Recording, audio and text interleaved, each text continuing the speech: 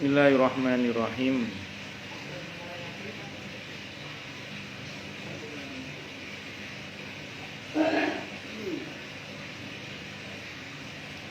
Lahu mu'aqibatum min baini yadayhi wa min khalfihi yahfazunahu min amrillah. Innallaha la yughayyiru ma biqaumin hatta yughayyiru ma bi anfusihim.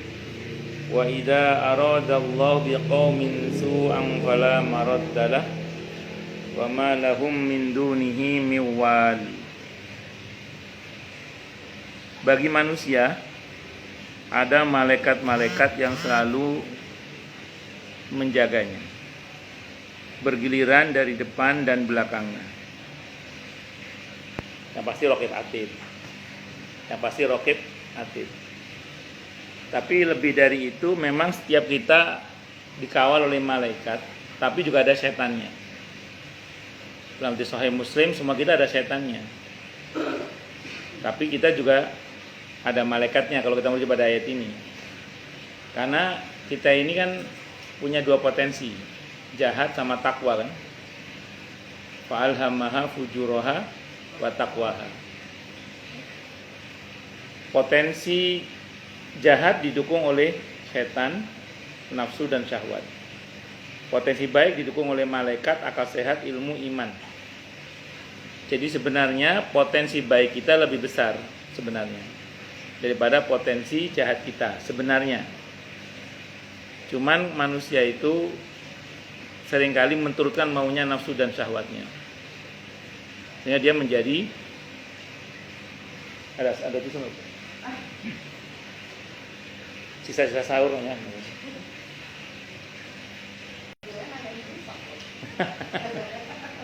Sisa-sisa sahur. Ya, turun. Cuma kadang kita menurutkan maunya nafsu dan syahwat karena memang maunya nafsu dan syahwat itu kecenderungannya yang enak-enak gitu. Maunya yang enak-enak. Sementara perjalanan menuju kepada Allah itu cenderungnya kan nanjak. Kayak orang nanjak kan capek. Kalau turun kan lebih mudah. Walaupun sebenarnya sama-sama capeknya. Karena kita ini diciptakan oleh Allah di dunia ini dalam kelelahan sebenarnya. Kita semalaman dugem, capek nggak? Semalaman tahajud, capek juga. Cuman ujungnya beda ya. Yang satu ujungnya ridho Allah, yang satu ujungnya murka Allah. Nah, makanya di sini saya ulang, kita tinggal mau cenderung yang mana aja gitu. Mau cenderung jadi baik atau cenderung menjadi jahat. Cuman Allah ngasih informasi sih. Qad aflaha man zakkaha wa qad khaba man dassaha. Yang pilih baik dengan membersihkan jiwanya beruntung. Tapi yang pilih jahat dengan mengotori jiwanya, dia rugi. Jadi qad aflaha man zakkaha wa qad khaba man dassaha. Allah itu enakan kok. Di Al-Kahfi ayat 29 Allah bilang apa? Faman syaa falyu'min wa man syaa falyakfur. Yang mau beriman silakan beriman, yang mau kafir silakan kafir. Cuman di situ Allah jelaskan tanggung risikonya kalau pilih kafir. Di ayat itu, di Al-Kahfi ayat 29. Nah, malaikat ini, malaikat yang menemani kita ini, itu kalau kita kuatkan sisi malaikatnya, maka perannya akan sangat kentara. Perannya para malaikat itu. Tapi kalau kita lemahkan dia, maka yang dominan adalah setannya berarti. Bukan berarti setan mengalahkan malaikat, enggak, tapi malaikatnya yang pergi. Orangnya cenderung ngeblok ke setan, ngapain malaikat? Sehingga pengaruh malaikat jadi melemah.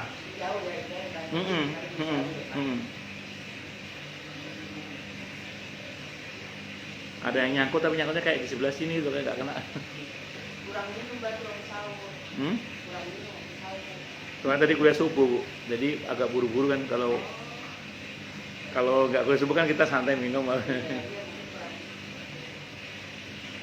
Untungnya agama itu mudah. Andai kan ketelen ya nggak apa-apa. Kita nggak niat nelen. kecuali sengaja nelen. Baik, saya teruskan lagi ya.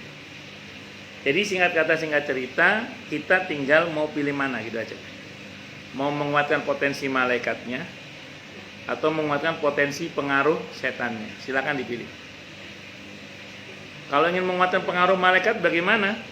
Amal soleh, zikir, aneka kebaikan lah. Karena malaikat itu mencium aroma wangi. Kita ngaji gini malaikat datang. Kenapa? Mencium aroma wangi amal soleh kita. Tapi kalau kita berbuat jahat, malaikat juga mencium aroma busuk dari manusia yang berbuat jahat itu. Sehingga dalam satu hadis dikatakan okamakol malaikat akan menjauh sekian mil dari manusia itu. Jadi begitu kita berbuat baik, aroma wangi tercium, malaikat rahmat mendekat. Begitu kita berbuat jahat, aroma busuk keluar, malaikat menjauh sekian mil. Itu dalam satu riwayat dikatakan demikian. Aukamakol. Nah, makanya kalau ingin ditemani malaikat dan ingin pengaruh malaikatnya kuat, berbanyak ibadah, zikir, amal soleh, itu malaikat pasti senang. Tapi kalau ingin melemahkan pengaruh malaikat, dalam pengertian malaikat bukan berarti kalah ya, malaikatnya pergi, ya itu tadi, berbuat maksiat, durhaka kepada Allah dan seterusnya. Itu silakan dipilih potensinya, mau pilih yang mana silakan. Itu pilihannya di tangan kita. Karena setan itu pun sebenarnya dia hanya berbisik aja. Setan tidak punya SK untuk memaksa. Pernah dipaksa oleh setan? Edil, tidak pernah. Kita nggak pernah dipaksa. Karena setan tidak punya SK memaksa. Setan hanya diberi SK untuk merayu, berbisik. Selebihnya di kita keputusannya. Mau mengiyakan bisikan setan itu atau mentidakkan. Silakan dipilih aja. Kalau pilih iya, tanggung resikonya. Kalau kita pilih mentidakkan bisikan setan, selamat gitu aja. Nah, itu rumusnya itu. Itu rumusnya. Kata Ibnu Abbas juga, malaikat itu kayak ini kan malam terakhir Ramadan, seolah ada potensi malam qadar. Malaikat itu kadang datang dalam wujud aslinya yang nggak terlihat, tapi juga kadang datang dalam wujud penyamarannya. Nah, penyamaran ini malaikat bisa sangat bebas sekali. Bisa dalam bentuk binatang, benda. Bisa benda malaikat itu, bisa dalam bentuk orang yang kita kenal bahkan. Jadi bisa saja tiba-tiba Bu Meni atau ketemu saya gitu di suatu malam. Ternyata adalah malaikat yang menyamar. Bukan saya asli ya. Bisa saja. Tapi cirinya ada, malaikat itu yang asli itu. Baik dalam bentuk aslinya maupun penyamarannya, malaikat itu tidak makan dan tidak minum. Kok ibu ketemu saya malam-malam kok saya makan minum, itu asli saya berarti itu. Iya. Ya betul, memang betul. Itu kalau asli malaikat. Dari mana kita tahu dalilnya? Ketika Nabi Ibrahim kedatangan tamu dari malaikat yang disuguhi makanan tapi nggak dimakan itu. Ternyata itu dua malaikat. Jadi malaikat itu dalam bentuk aslinya maupun penyamarannya dia tidak makan dan tidak minum. Kalau ada yang ngaku malaikat kok makan dan minum, itu berarti bukan malaikat. Dan kita cari rumusnya. Jin mungkin. Dan malaikat bisa menyerupai benda juga.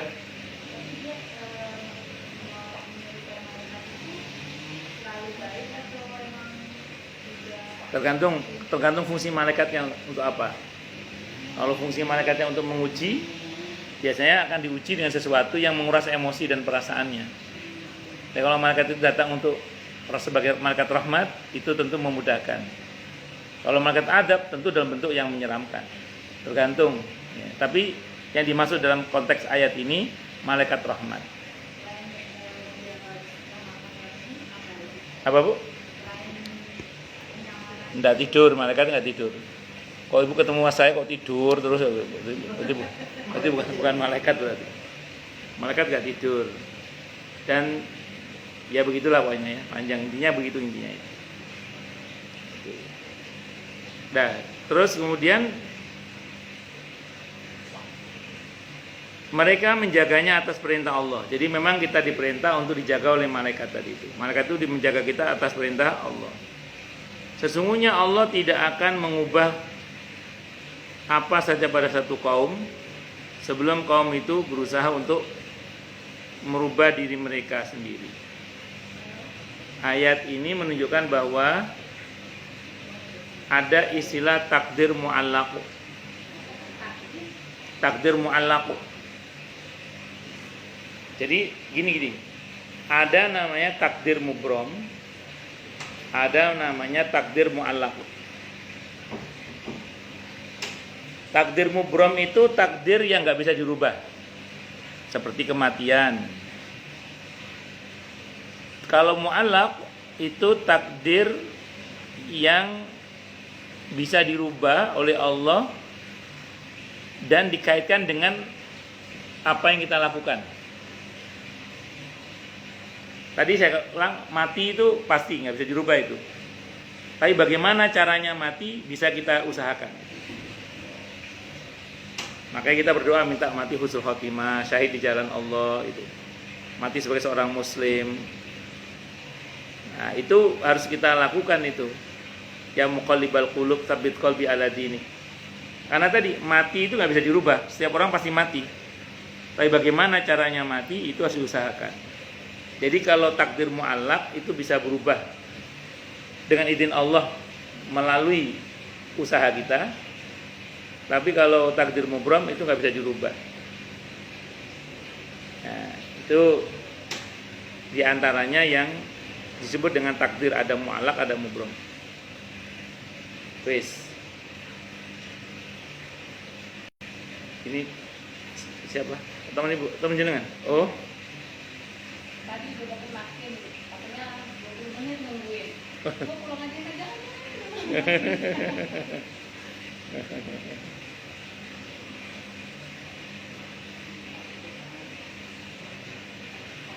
Anita.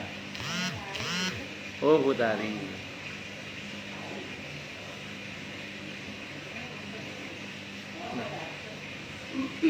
Kenapa? Oh, ibu tidak dimarahin tadi. Tahu, Putari. Oh.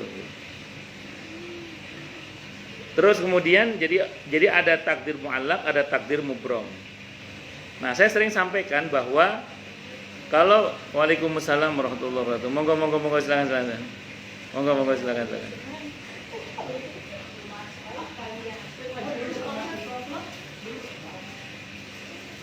Masya Allah.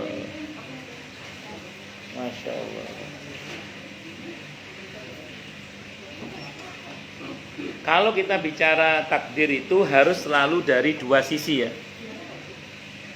Saya ulang, kalau kita bicara takdir harus selalu dari dua sisi. Yang pertama dari Allah kepada kita.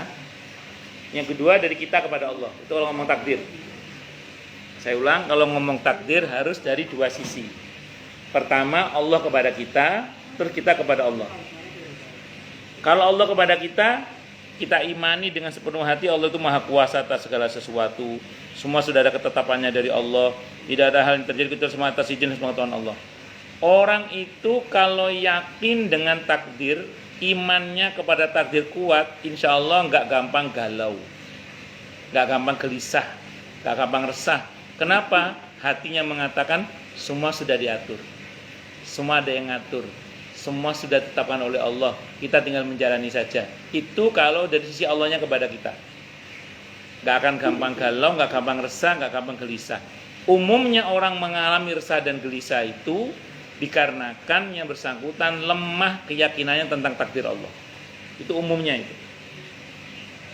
Makanya harus yakin. Itu satu, dari Allahnya kepada kita. Yang kedua, kita kepada Allah. Kalau kita kepada Allah maksudnya bagaimana? Oke, rezeki sudah Allah jamin, gak akan ketuker, itu keyakinan kita. Tapi perintah Allah soal rezeki apa? Nah, Allah suruh kita usaha, Allah suruh kita sholat duha, Allah suruh kita istighfar, Allah suruh silaturahim, Allah suruh doa. Kita lakukan semua itu. Bisa dimengerti ya? Nah, ini datang lagi. Ada datang lagi. Itu teman Bu Haji. Nah. Oke, jadi saya ulang. Kalau kita bicara itu, maka ketentuannya adalah harus pada dua sisi, dari Allahnya kepada kita dan kita kepada Allah. Contoh yang lain soal umur, soal kematian. Ajal kita sudah ditetapkan oleh Allah, itu dari Allah ke kita. Sekarang, monggo salam warahmatullahi wabarakatuh. Sekarang kitanya kepada Allah bagaimana? Sekarang gini, perintah Allah terkait dengan umur itu bagaimana? Oh, ternyata Allah suruh kita jaga kesehatan. Allah suruh kita makan yang halal dan thayyib. Allah suruh kita hati-hati. Jadi jangan mentang-mentang semua Allah yang ngatur. Kalau belum waktunya itu juga nggak akan mati. Naik motor nggak pakai helm misalnya. Terus naik mobil nggak pakai sabuk pengaman misalnya. Ya kalau jatuh walaupun nggak mati, tapi insya Allah kan benjol gitu. Ya, jadi tetap harus diperhatikan perintah Allah terkait dengan umur itu apa? Mau duduk di atas, Bu? Monggo. Bener nggak apa-apa. Ya. Alhamdulillah. Apa itu? Oh gitu. Iya. Iya. Ya. Betul. Makanya kalau kita bicara takdir itu harus dua sisi, baik dari Allahnya kepada kita, baik kitanya kepada Allah. Itu harus itu. Baik, kita teruskan lagi ya. Itu tadi rezeki, ajal, apalagi satu lagi, jodoh misalnya. Jodoh sama, jodoh itu takdir itu. Dari Allah kepada kitanya sudah Allah tetapkan. Jadi sudah ada jatahnya. Pak Haji 3 jadwal, 4 aja. 4. Jenengan baru 2 nggih. Baru 2 aja. Iya 2 aja nggih. Maaf saya salah berkata-kata. Baru 2. Ya. Ya enggak bukan aib itu. Iya enggak ada masalah. Itu. Oh, nggih betul. Kayak piye bergilir. Nggih. Nggih, betul. Nah, jadi singkat cerita, jodoh Allah udah tentukan semuanya. Kalau udah jatahnya nggak akan kemana. Satu. Tapi perintah Allah berkaitan jodoh itu apa? Kata Nabi suruh lihat agamanya. Cuantiknya. Kalau laki kan gantengnya, kemampuan ekonominya, finansialnya, terus kemudian keturunannya, terakhir agamanya. Tapi ini yang paling penting kan gitu ya. Jadi itu usaha namanya. Makanya kalau ada yang lamar putri kita, biarpun tampan, biarpun kaya, biarpun keturunan baik-baik, asal soleh, terima jadi menantu. Nah iya makanya. Nah iya, kalau ada yang lamar putri kita, biarpun tampan, biarpun kaya, ya biarpun keturunan baik-baik, asal soleh, terima jadi menantu. Ya, itu rumusnya itu. Semoga ya, amin. Amin insyaallah. Oh lanjut. Allah tidak akan merubah apa saja pada satu kaum hingga kaum itu berusaha untuk merubahnya. Yang merubah Allah atau kaum itu? Allah. Kita nggak bisa merubah takdir loh ya. Kita ini nggak bisa merubah takdir. Yang bisa merubah takdir itu siapa? Allah. Kita ini Bu, semua kita ini kena aturan Lauhul Mahfuz. Saya ulang ya, semua kita ini kena aturan Lauhul Mahfuz. Kita tidak akan pernah bisa keluar dari aturan Lauhul Mahfuz. Ibu tahu game? Pernah main game nggak? Oke, main game. Pemain dalam game itu bisa nggak melakukan improvisasi? Bisa. Tapi dia tidak akan bisa keluar dari garis yang ada di game itu. Ya, misalnya ada game berkelahi lah. Dia bisa berimprovisasi dengan gaya begini, bisa. Dia bisa. Tapi sehebat apapun dia, sesakti apapun dia tidak akan bisa keluar dari garis yang sudah dibatasi oleh programmernya game itu. Nah, kita ini mbok hebat atau koyo opo, sehebat apapun kita tidak akan bisa keluar dari garis takdir kita itu. Tidak bisa. Nah, Allah itu nggak kena aturan Lauhul Mahfuz. Allah itu nggak kena aturan Lauhul Mahfuz, sehingga Allah itu bisa bertindak di luar ketentuan Lauhul Mahfuz. Kalau disederhanakan lagi gini Bu, Allah sebagai pemilik sunnatullah itu berhak berbuat di luar sunnatullah. Itulah diantara makna bahwa Allah itu maha kuasa atas segala sesuatu. Innallaha ala kulli syai'in qadir. Itulah diantara makna bahwa Allah itu di antara sifat jaiznya Allah adalah fi'lu kulli mumkinin aw tarkuhu. Allah itu berkuasa atas segala sesuatu tadi. Kenapa? Karena Allah nggak kena aturan Lauhul Mahfuz.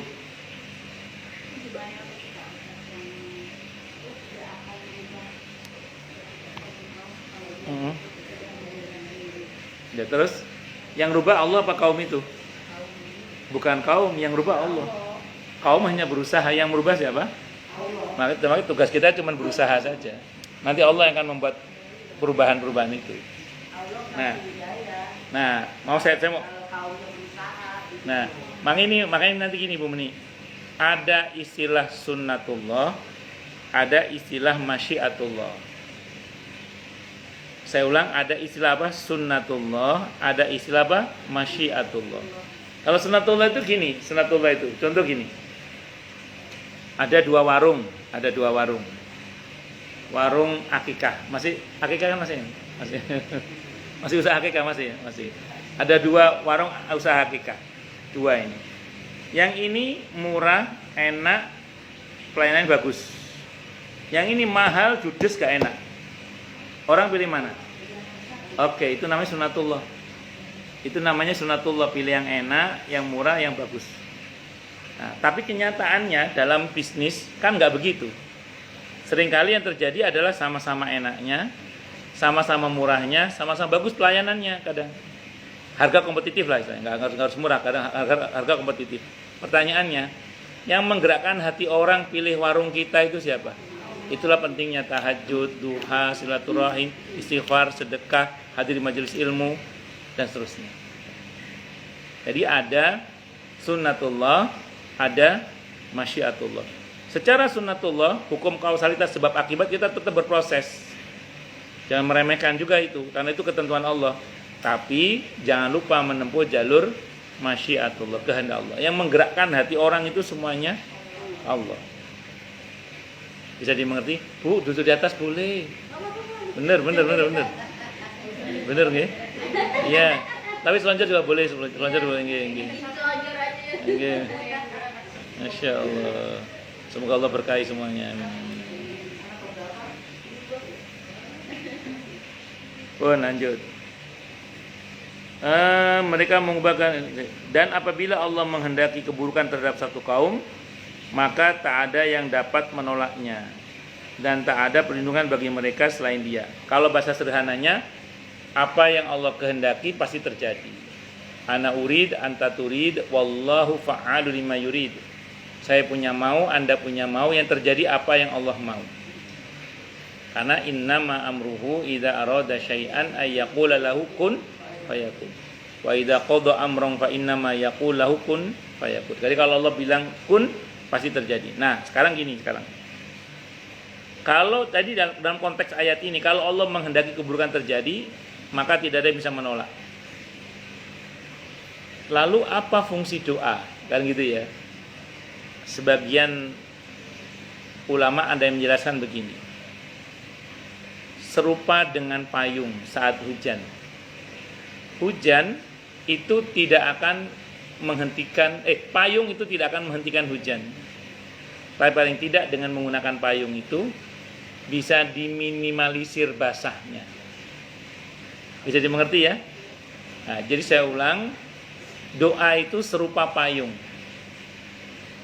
Tidak bisa payung menolak hujan, tapi paling tidak dengan payung itu bisa diminimalisir basah karena hujan. Nah, saya mau terangkan dulu gini.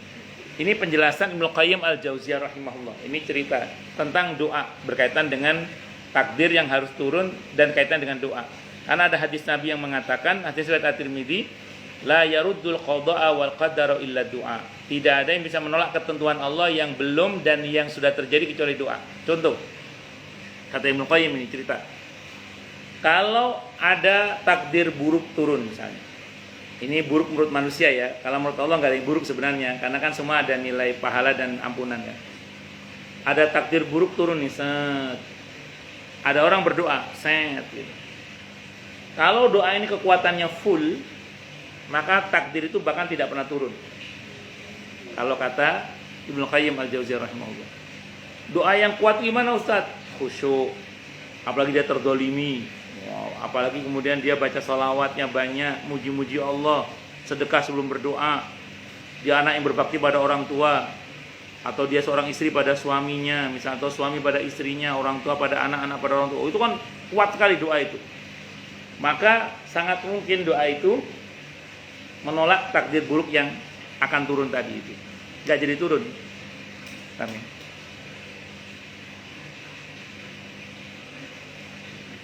Saya tuh sahur bebek tadi itu. Enak banget sahur bebek. Iya. Kayak bulunya bebek.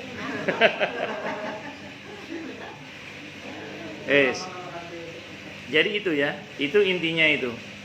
Jadi bisa tertolak. Nah kalau doa itu kekuatannya sedang, takdir itu tetap turun kata Ibnu Qayyim Al-Jauziyah rahimahullah. Cuman turunnya itu kalau ibarat misalnya ada orang takdirnya ketipu 1000 gitu ya. Gara-gara doanya kekuatannya sedang tetap ketipu. Tapi cuma 200 ketipunya. Yang 800 selamat. Jadi takdir ketipunya tetap, tapi dikurangi, yaitu menjadi berapa? 800. Kalau doanya lemah, doanya sambil ngantuk. Amin. Amin. Sambil ngantuk misalnya. Sambil ngantuk misalnya gitu. Takdirnya ketipu 1000. Gara-gara dia doa ngantuk tapi doanya lemah doanya. Tetap turun takdir itu. Tapi yang ketipu 800. Ada selamatnya juga 200 itu. Jadi masih selamat lah, masih selamat. Itu barokahnya doa.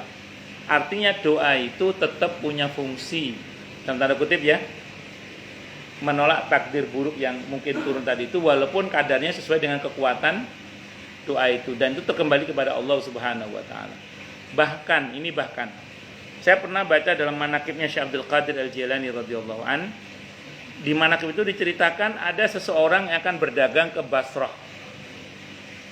Dia sowan ke Syekh Abdul Qadir Al-Jilani radhiyallahu an, dia mengatakan, "Saya doakan saya mau dagang ke Basrah.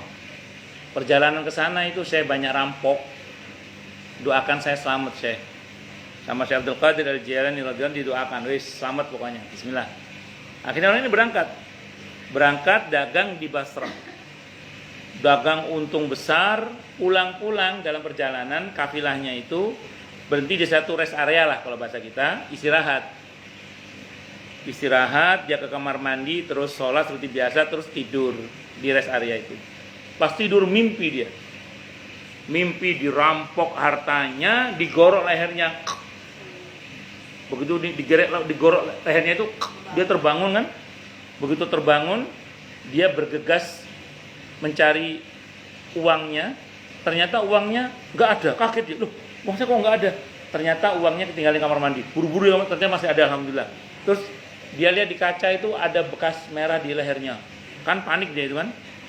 Rombongan itu bergegas pulang ke Baghdad, sampai di Baghdad sowan ke Syekh Abdul Qadir Al-Jilani radhiyallahu an dan berkata, "Syekh, diceritakan mimpi tadi itu." Apa kata Syekh Abdul Qadir Al-Jilani radhiyallahu an? Kurang lebih begini. Bisa jadi itu yang dalam mimpi itu takdirmu di dunia nyata. Cuman karena kita udah berdoa kepada Allah, Allah pindah ke alam mimpi takdir itu. Itu pemahaman Syekh Abdul Qadir Al-Jilani radhiyallahu anhu. Hadisnya tadi At-Tirmidzi, la yaruddul qada'a wal qadara illa doa. Tidak ada yang bisa menolak ketentuan Allah yang belum dan yang sudah terjadi kecuali doa. Makanya tadi saya ulang, kita ini jangan pernah berhenti berdoa. Nah, makanya tadi takdir itu betul dari Allah kepada kita, harus kita yakini, sehingga insya Allah kita tidak akan gelisah karena takdir kita ditulis atau ditetapkan oleh Zat yang maha baik, yang maha kasih, maha sayang. Makanya Rumi mengatakan, aku mencintai masalahku karena masalahku datang dari yang mencintaiku. Udah baik sangka aja sama Allah, pokoknya intinya gitu. Terus kemudian yang kedua, fokus pada perintah Allah apa. Maka kata Ibnu Qayyim Al-Jauziyah rahimahullah, udahlah, gak usah pusing dengan apa yang sudah Allah tetapkan, karena itu udah urusan Allah. Urusan kita sekarang adalah perintah Allah untuk kita apa. Udah gitu aja. Wong kita itu tinggal jalani takdir aja. Kita itu tinggal menjalani apa? Takdir aja. Nah, secara umum perihal takdir, kalau terkait perintah Allah kepada kita berkaitan dengan takdir itu ada 4 perintahnya. Ikhtiar, usaha, doa, tawakal. Ini kata Imam Ghazali. 4 itu. Pertama ikhtiar. Ikhtiar itu dari kata khiyar artinya pilihan. Kita harus punya niat yang baik, cita-cita yang baik, tujuan yang baik. Kalau kita punya cita-cita, niat, tujuan yang baik, kita akan dekat dengan pertolongan Allah. Satu. Yang kedua, usaha. Kalau bahasanya Nabi, kataballahu alaikumus sa'ya fas'au. Allah wajibkan kalian berusaha, maka berusahalah. Karena ada seorang sahabat nanya, ya Rasulullah, kalau semuanya sudah Allah takdirkan, buat apa kita berusaha? Kata Nabi, berusahalah. Karena seseorang itu akan dimudahkan oleh Allah untuk apa dia diciptakan. Itu yang kedua. Yang ketiga, doa tadi. Yang ketiga, tawakal, berserah diri hanya kepada Allah Subhanahu wa ta'ala. Nah, 4 ini kata Imam Ghazali mesti kita lakukan. Wallahu a'lam bishawab. Baik, silakan yang mau tanya. Tanya, protes, marah boleh, silakan. Masalah atau masalah yang lain boleh. Ibu naik apa? Naik apa, Ibu? Saya naik Gojek, Pak. Oh Allah. Nungguinnya lama banget. Ya Allah. Iya. Tapi enggak apa-apa, enggak kon. Anak gua mau diantar, Pak. Oh. Di Rawamangun ya? Iya. Ibu Mumuni Rawamangun juga. Ibu Rawamangun juga. Salim, Mbak. Oh, salim.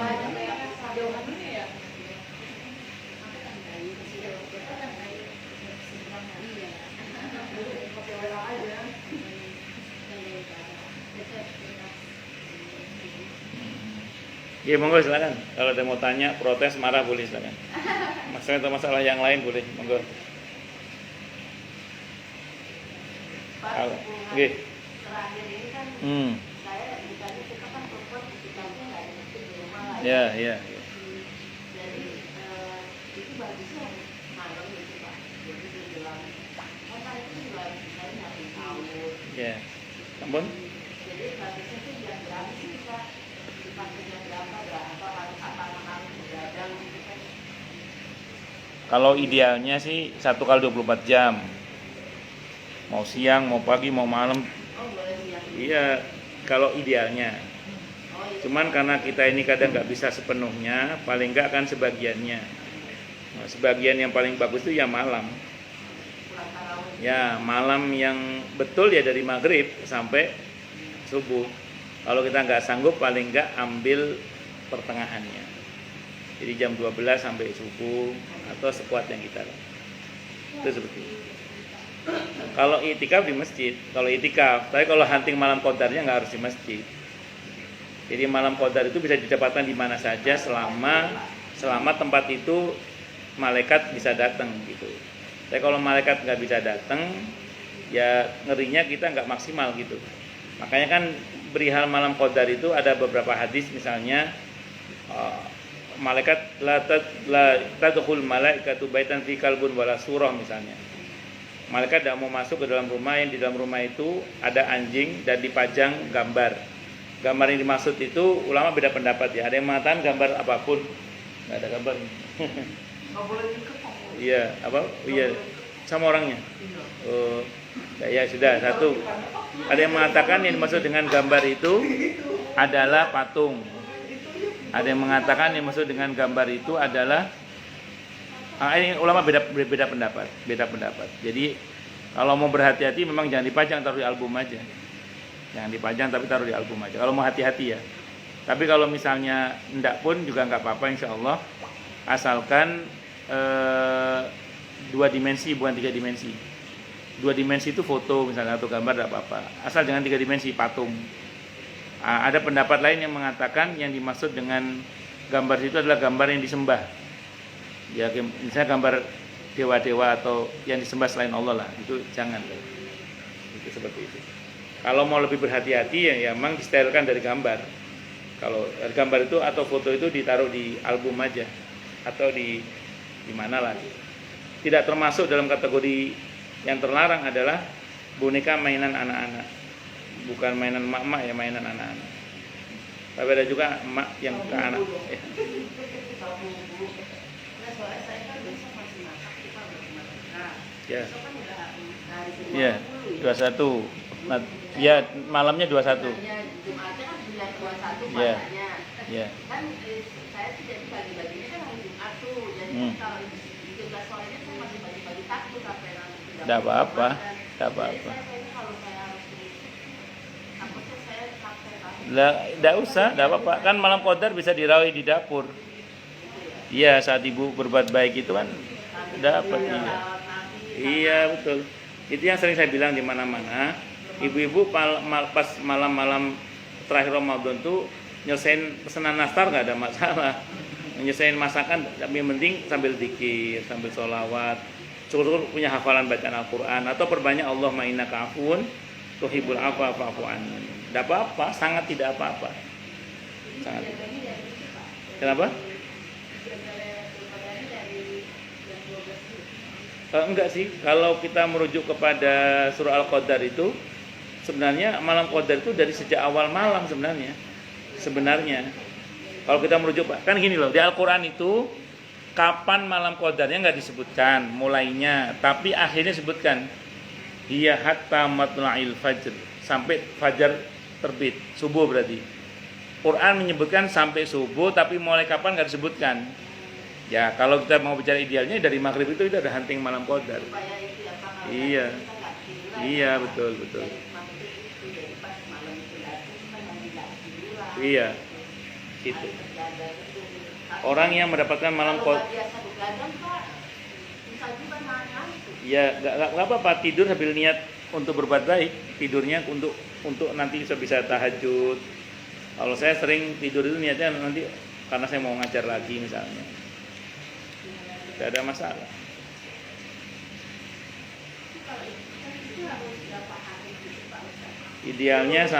Idealnya sampai akhir Ramadan. Iya. Salah ya Pak, yang benar Madura ya. Kenapa? Iya. Sepi biasa aja dia, nggak pulang kampung. Yang ada yang seminggu sebelumnya tuh apa namanya? Kalau orang Jawa 5 hari.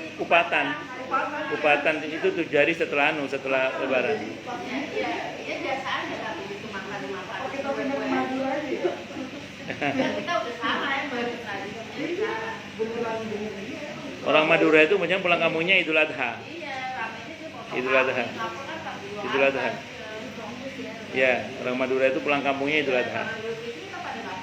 Iya, di sini aja dia. Ya, biasa aja dia.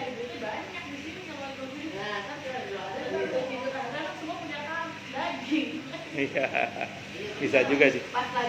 Bisa juga.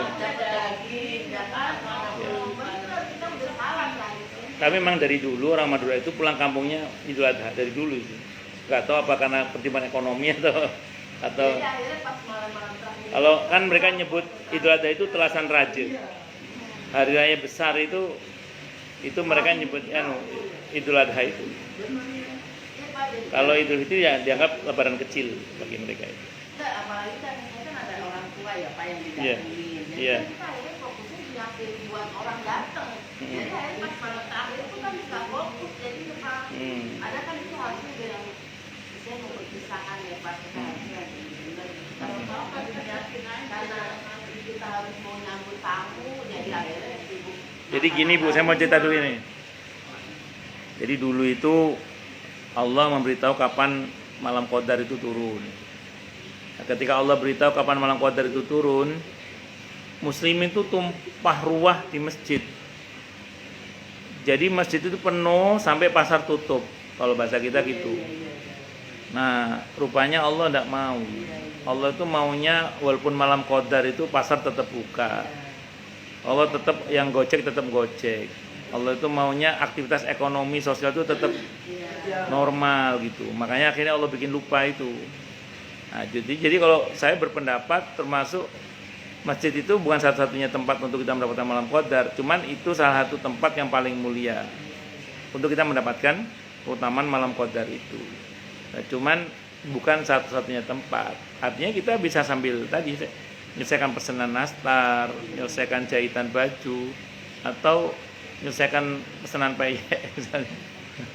Dan iya. Yang penting sambil zikir, sambil doa. Sambil zikir sambil doa, yang penting itu aja. Mudik pun boleh, enggak ada masalah. Iya. Nggih. Iya.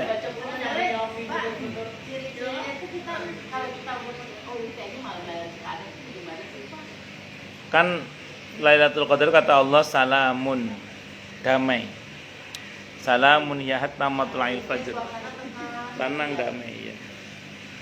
Biasanya kalau kita di dalam rumah nggak terasa.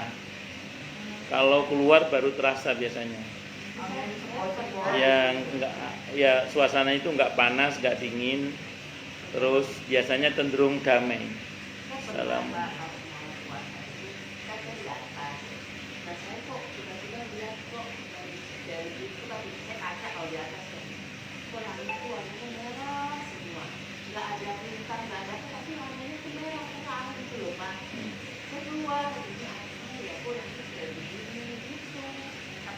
Nggak berani gitu, oh malam nggak berani.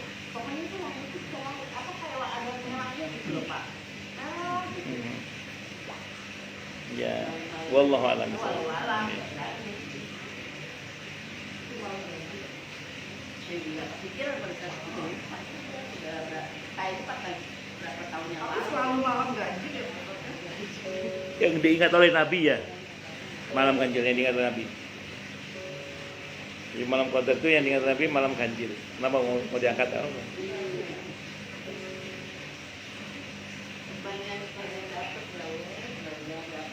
Amin. Orang kalau dapat kemuliaan malam qadar secara maksimal itu insya Allah setelahnya itu dia akan mengalami ledakan perubahan takdir. Kenapa? Karena Allah yang bilang kan tanazzalul malaikatu waruhu fiha bi'izni rabbi min kulli amr. Kata Ibnu Abbas, amr itu takdir.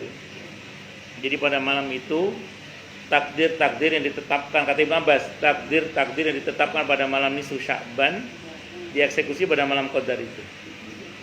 Sampai Ibnu Abbas ada ulama yang mengatakan ada orang yang dia nggak ada jatah rumah sebenarnya, tapi gara-gara berhasil negosiasinya di pada malam nisfu Sya'ban itu, malam qadar dieksekusi oleh Allah sehingga tahun itu dia bisa punya rumah misalnya, jodoh ya, dan lain-lain.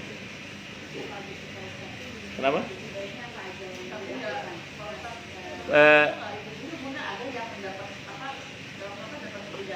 Ya.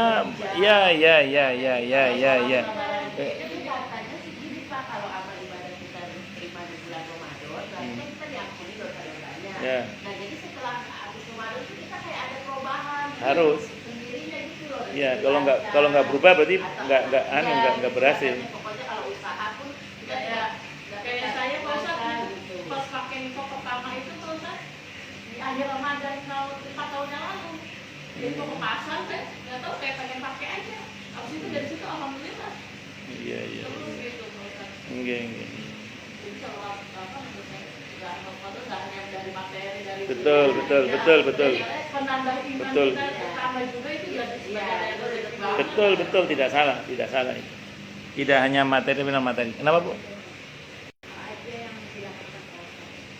Kalau yang bisa kita lakukan pertama tadarus.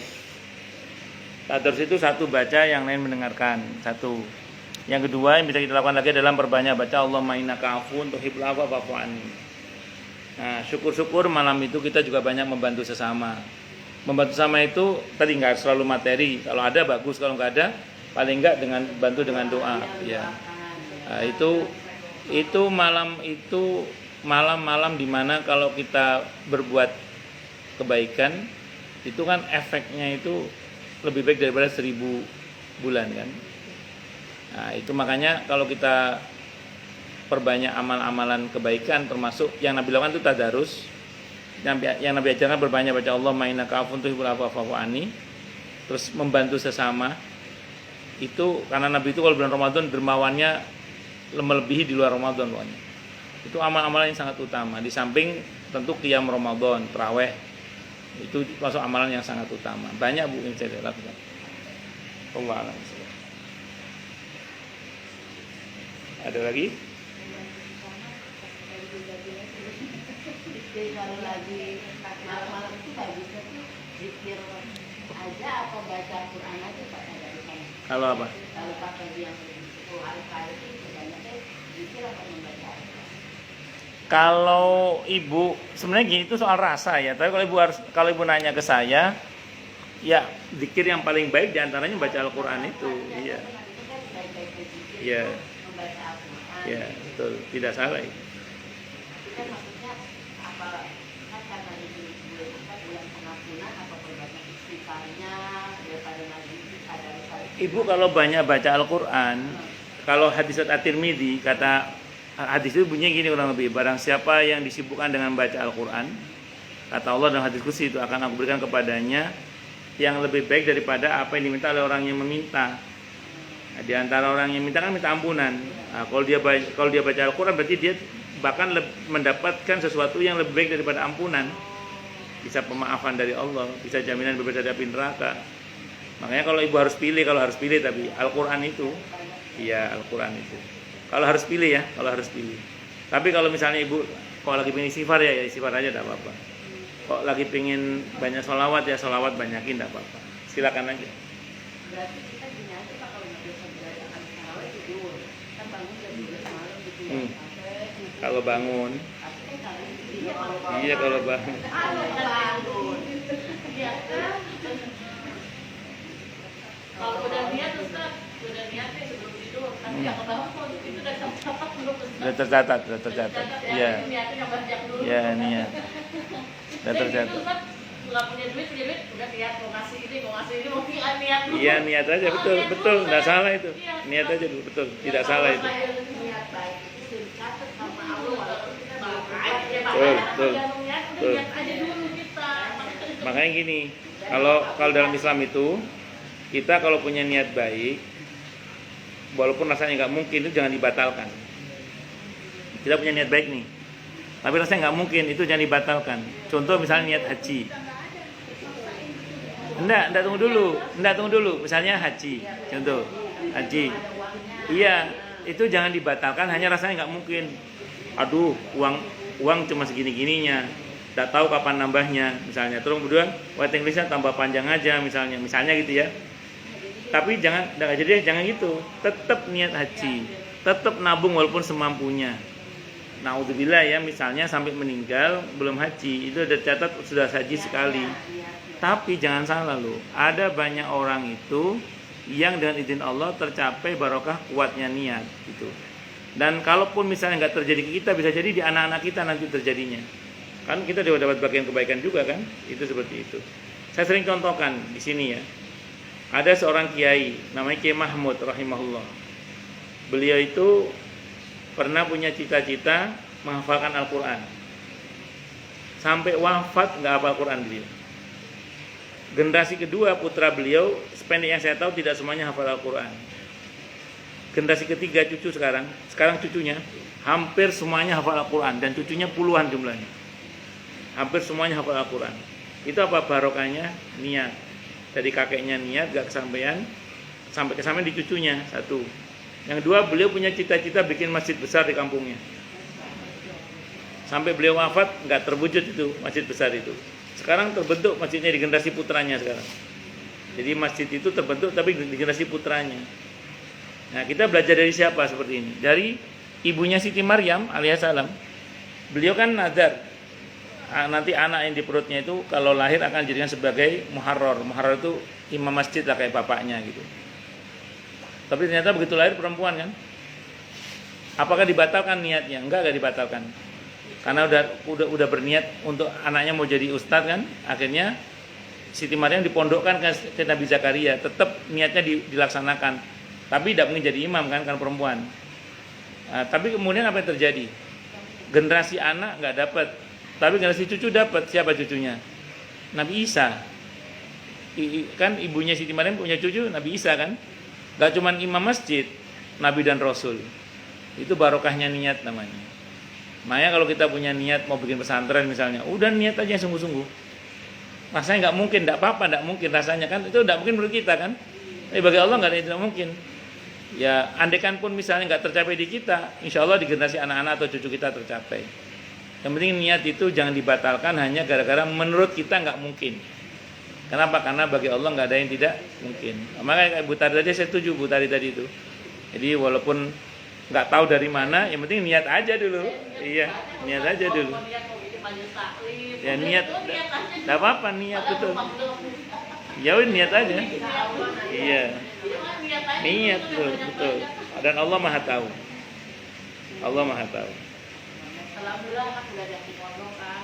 Alhamdulillah. Dulu yang anak-anak yang pondok seneng banget ya Allah. Kayaknya pengen banget anaknya itu apa pondok gitu. Alhamdulillah keturunan ke Pati yang kecil. Alhamdulillah.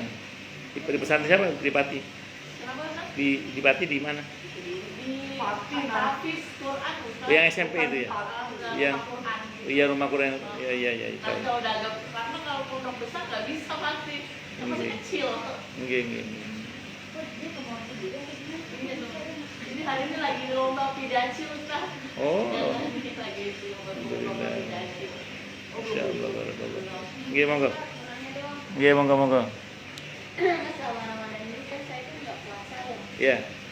nggak kuat karena dehidrasi dulu gitu. Ya. Jadi sebelum itu kode dan dia atau bagaimana ya?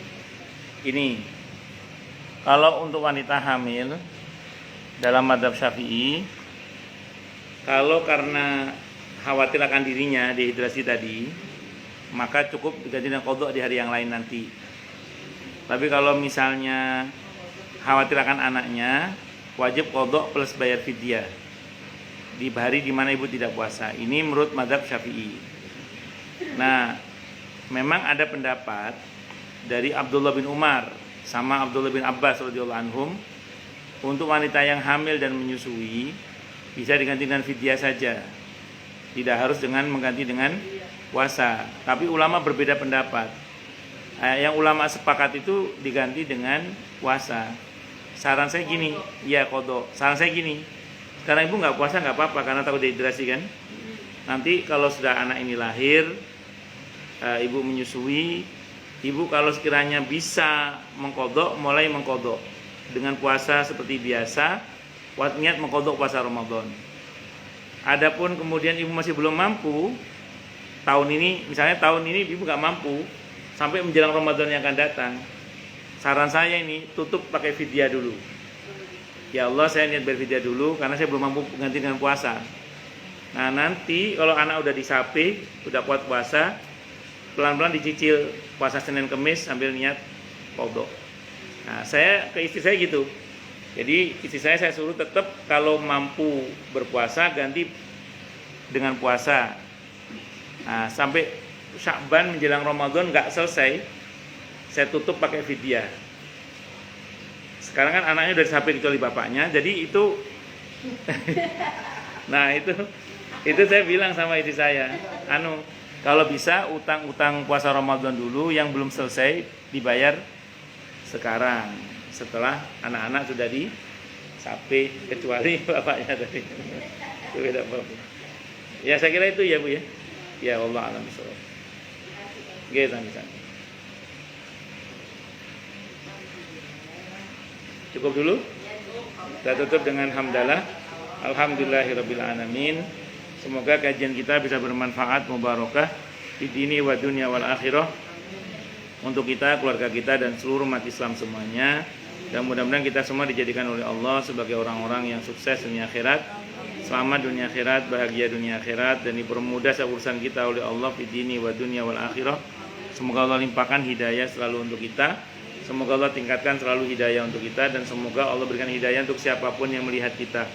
Subhanakallahumma bihamdika asyhadu an la ilaha illa anta astaghfiruka wa atubu ilaik. Sallallahu alaihi Muhammad wa ala alihi wasallam. Saya mohon maaf. Assalamualaikum warahmatullahi wabarakatuh.